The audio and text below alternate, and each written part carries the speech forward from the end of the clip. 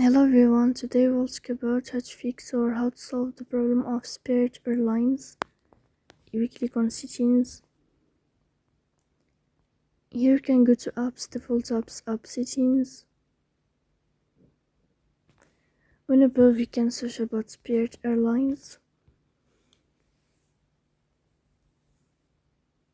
Then you can click on first stop and you can click OK.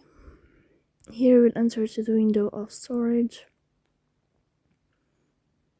Then you can click on clear cache.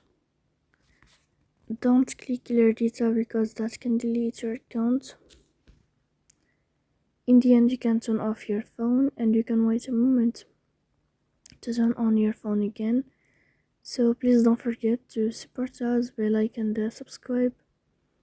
See you next time in another video, and thank you for your attention.